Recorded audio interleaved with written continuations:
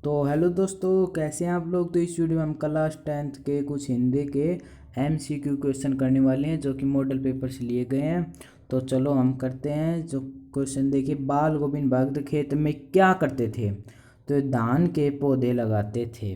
वे खेत में क्या करते थे, धान के पौधे लगाते थे। खेत में तो पौधे लगाए जाते हैं, किसके, धान के।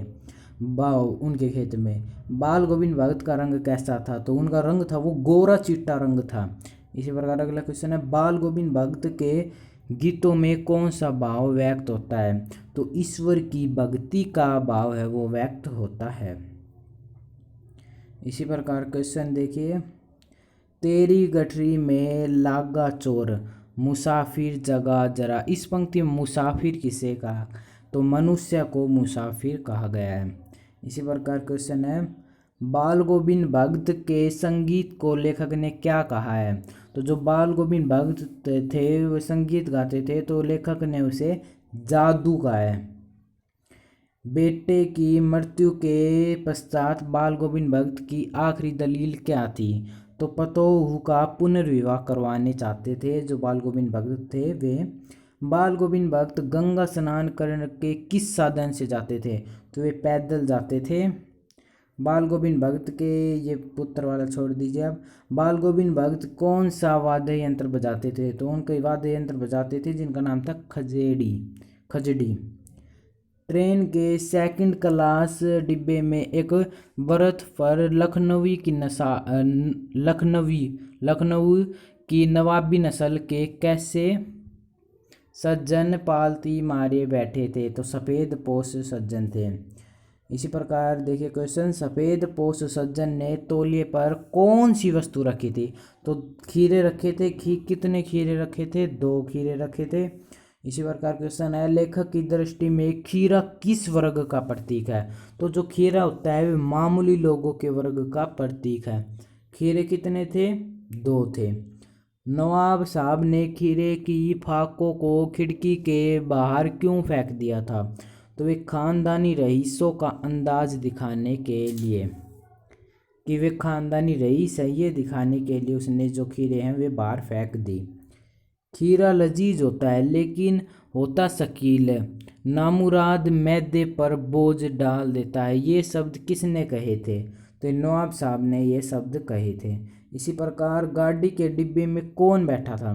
तो गाड़ी के डिब्बे में सभी को पता है वो नवाबी नस्ल का व्यक्ति बैठा था। टिकट भी नहीं, टिकट निरीक्षण जेब करता ये कोई नहीं बैठा था। लेखक के अनुमान के प्रतिकूल क्या था।